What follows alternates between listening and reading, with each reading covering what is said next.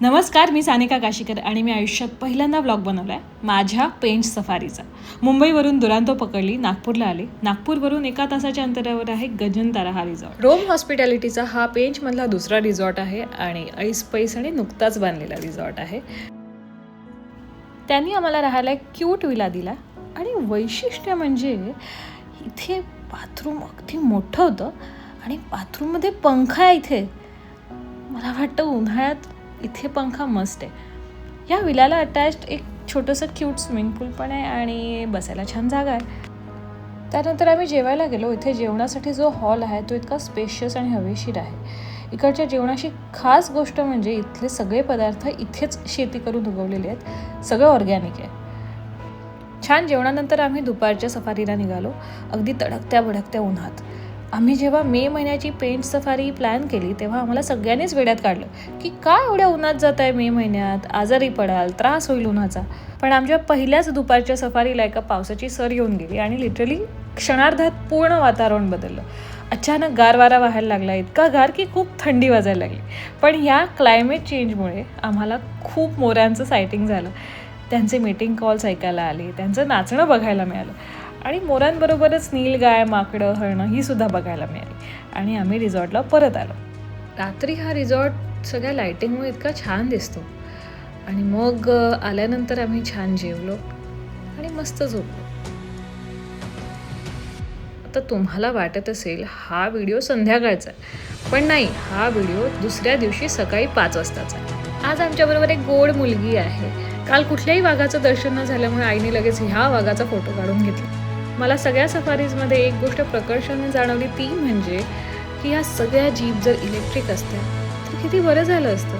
आम्हाला जास्त प्राण्यांचं सेटिंग झालं असतं, कारण इलेक्ट्रिक गाड्यांचा तसा काही आवाज येत नाही, पण या जीपचा फार आवाज येतो. असो,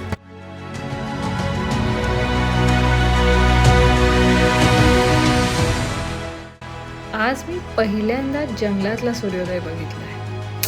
खूप सुंदर वाटतो.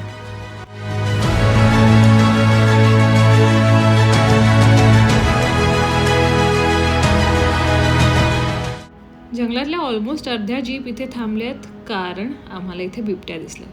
आमचे सगळेच फॉरेस्ट गाईड एवढे हुशार होते, त्यांना इतक्या दुरून लेपर्ड वगैरे कसे स्पॉट होतात पटकन कळतं त्यांना. आणि प्रत्येक प्राणी त्या त्या एन्व्हायरमेंटमध्ये किती कॅमोफ्लॅज होतो. Truly nature is beautiful.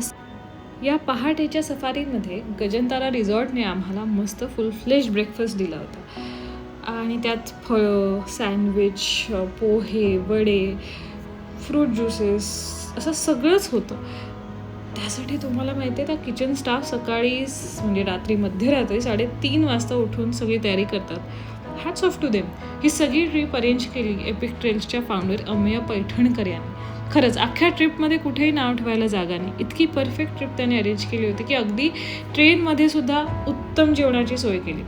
आणि दुसरं म्हणजे हा रिसॉर्ट. या रिसॉर्टचं लोकेशन पेंचमध्ये सगळ्याच गेटपासून इतकं जवळ आहे, त्याच्यामुळे तो फार कन्व्हिनियंट आहे. ट्रिपमध्ये गगनतारा रिसॉर्टचे ओनर ओमवीर चौधरी यांच्याशी छान संवाद साधता आला. त्यांचा व्हिडिओ मी लवकरच यूट्यूबवरती टाकेन. खूप मोठं विजन असलेले, शून्यातून जग निर्माण करणारे असे हे ओमवीर चौधरी पेंचमध्ये खूप फेमस आहेत आणि त्यांनी खूप छान कामगिरी केली आहे. तर या रिसॉर्टमध्ये लवकरच नाईट सफारीसुद्धा सुरू करणार आहे. तर माझा पुढचा व्हिडिओसुद्धा बघायला विसरू नका, कारण त्यात मी बरेचसे डिटेल्स टाकणार आहे. आणि तुम्हाला अशा छान सफारीला जायचं असेल किंवा कुठल्याही ट्रिपला जायचं असेल तर अमेयाला नक्की कॉन्टॅक्ट करा. त्याचेही डिटेल्स मी कॅप्शनमध्ये दिले आहेत. थँक्यू.